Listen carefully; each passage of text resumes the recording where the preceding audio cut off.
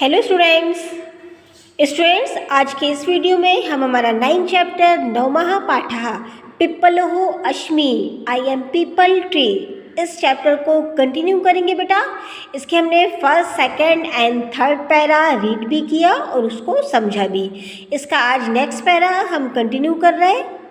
Okay students, मैं read कर रही हूँ। सबसे पहले अश्वत्था इति मम प्रथमो नाम अयम नाम संस्कृतेन मां प्रदत्तम पुनः। अश्वत्था मेरा सबसे पहला नाम है। यह नाम मुझे संस्कृत माता से प्रदान हुआ है, यानी संस्कृत जो हमारी भाषा है उससे प्रदान हुआ है। पीपल का जो पेड़ है वो अपने बारे में क्या बता रहा? अश्वत्था मेरा पहला नाम है और यह नाम मुझे संस्कृत भाषा से यानी संस्कृत माता से प्रदान हुआ है। पुनः नेक्स्ट पेज नंबर 34।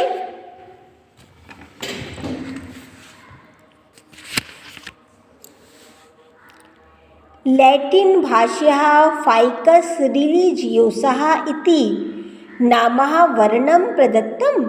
भारतीय नारी मां पूजनीयम मान्यति सा ममोपरि यज्ञोपवीतम कुमकुमं हरिदाश्रूण फलम जलम च अर्प्यति व्रतोपवासम च करोति। अब यहाँ पे क्या बोला जा रहा कि मुझे एक और नाम का मुखौटा दिया गया है, यानी नामः वर्णम यानी नाम का मुखौटा। मुझे एक आर्टिफिशियल नेम दिया गया है यानी आर्टिफिशियल नाम दिया गया है जिसको लैटिन भाषा में फाइकस रिलीजियोसा कहा जाता है। यानी पीपल के पेड़ को हम हिंदुस्तानी क्या बोलते हैं? पीपल बोलते हैं, लेकिन उसको लैटिन भाषा में उसको एक और नाम दिया गया है जिसको आर्टिफिशियल नाम बोला जा रहा है, यानी नामः वर्णम नाम का मुखौटा, जिसको लैटिन भाषा में फाइकस रिलीजियोसा नाम बोला जाता है। ओके स्टूडेंट्स, क्या नाम बोला जाता है? रिलीजियोसा नाम दिया गया है, यानी लैटिन भाषा में रिलीजियोसा नाम दिया गया है। अब क्या बोला जा रहा है? भारतीय नारी मेरे वृक्ष को बहुत मानती हैं, मेरी पूजा करती हैं और मेरे ऊपर सूत का धागा, जनेऊ, रोली, फल, जल आदि चीज़ों का अर्पण करती हैं, मेरे लिए व्रत करती हैं। यानी जो भारतीय नारी है वो पीपल के पेड़ की मन से पूजा करती है। पीपल के वृक्ष को हमारी हिंदुस्तानी नारी बहुत मानती हैं और वह जनेऊ, सूत का धागा, रोली, फल, जल इन सब को पीपल के वृक्ष में चढ़ाती हैं, यानी उन्हें अर्पण करती हैं। व्रतोपवासम चा करोति, और इसके साथ साथ उपवास भी करती हैं। अहम उष्णकटिबंधीय क्षेत्रस्य वृक्षो अस्मि। क्या है? अहम उष्णकटिबंधीय क्षेत्रस्य वृक्षो अस्मि संपूर्ण भारत भूतले वसामि पत्राणि मूलानि फलानि कवचानि काष्ठानि एकत्रीकृत्य मया वशेषानि चिकित्सकाः औषधिं निर्माणयन्ति। क्षयरोगः अस्थमा कुष्ठ प्लेग रक्तविकारम् अवरोधकः आदिनः गुणान् ज्ञात्वा जनाः मां पूजयन्ति। यानी मैं उष्णकटिबंधीय क्षेत्रों में भी मेरा पेड़ है। पीपल अपनी कहानी में क्या कह रहा है कि उष्णकटिबंधीय जो क्षेत्र होते हैं वहाँ पर भी मेरा वृक्ष है। मैं संपूर्ण भारत में वसामी यानी निवास करना रहता हूँ, यानी मैं संपूर्ण भारत भूतले, मैं संपूर्ण भारत की धरती पर, भूतले यानी धरती को बोला गया है, मैं संपूर्ण भारत की धरती पर निवास करता हूँ। पत्राणि मूलानि फलानि कवचानि काष्ठानि, मेरे पत्तियों से और मेरे फलों से, मेरे पत्तियों से एक छाल बनती है और मेरी लकड़ियों को एकत्रित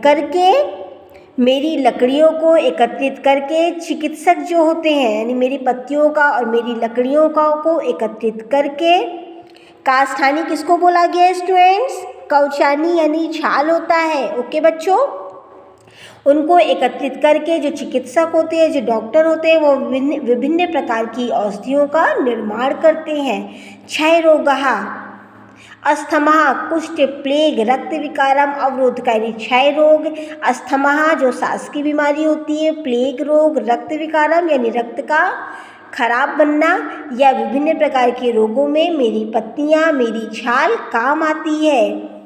गुणान ज्ञात्वा जना माम पूजयन्ति, मेरे इन्हीं गुणों के कारण लोग मुझे पूजते हैं। यानी पीपल इतना लाभकारी है हमारे लिए, उसके उन्हीं गुणों के कारण पीपल की पूजा करते हैं।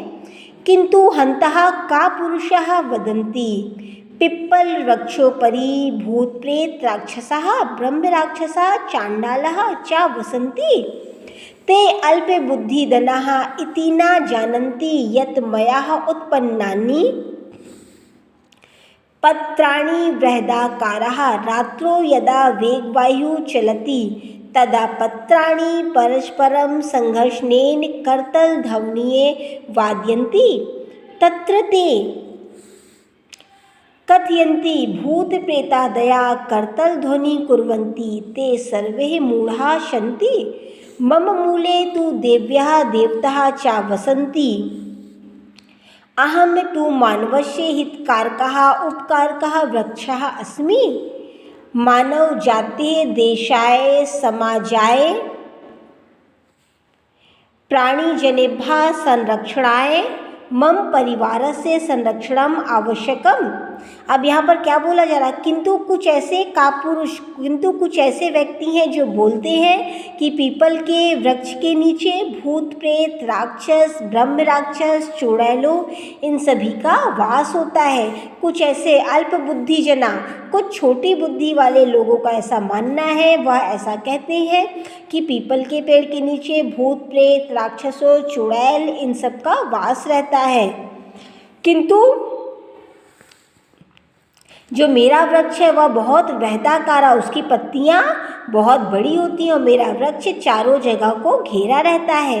अब क्या बोला जा रहा है, रात में यदि वेग वायु यदि हवा चलती है तब मेरी पत्तियाँ आपस में एक दूसरे से टकराने के कारण ताली की आवाज़ के समान, करतल ध्वनि यानी ताली की आवाज़ के समान आपस में बात करती हैं। यानी जब एक दूसरे से वह टकराती हैं तो ऐसा लगता है ताली की जो आवाज़ निकलती है वो उस आवाज़ के समान वह आपस में बातें करती हैं। तत्र ते कथयन्ति, उसी को कुछ लोग भूत प्रेत का नाम देते हैं। उस करतल ध्वनि, जो करतल ध्वनि उत्पन्न होती है उस ध्वनि को ही कुछ व्यक्ति भूत प्रेत का नाम देते हैं। ते सर्वे मूढ़ा, कुछ ऐसे भी मूर्ख हैं। मम मूले तु देवता देव्य, मेरे वृक्ष के नीचे तो देव्या देवी देवताओं का वास होता है। क्या बोला गया है, पीपल के वृक्ष के नीचे कई करोड़ देवी देवताओं का वास होता है। यह बात ऐसी हमारे हिंदू समाज में मान्यता है। अहम तु मानवस्य हितकारकः उपकारकः वृक्षः अस्मि। अब पीपल अपने आप को क्या बोल रहा है, मैं तो मानव जाति का हित करने वाला उपकार करने वाला वृक्ष हूँ। अस्मि यानी हूँ। मानव जाते देशाय समाजाय प्राणिजनेभ्यः संरक्षणाय मम परिवारस्य संरक्षणम आवश्यकम। अब पीपल क्या बोलता है कि मैं तो मानव जाति का हित करने वाला, उनका उपकार करने वाला वृक्ष हूँ। मैं मानव जाति देश समाज के प्राणिजनेभ्यः यानी प्राणियों के संरक्षण के लिए, उनकी भलाई के लिए सारे कार्य करता हूँ। मम परिवार से संरक्षणम आवश्यकम, मेरे परिवार का संरक्षण उन सभी को बहुत आवश्यक है यानी बहुत ज़रूरी है। ओके स्टूडेंट्स, इस चैप्टर में आई एम पीपल ट्री यानी पिप्पलो अश्मी, इसमें पीपल नामक वृक्ष की चर्चा की गई है, जिसमें पीपल ने अपनी पूरी कहानी से हमें अपनी पूरी कहानी के बारे में बताया।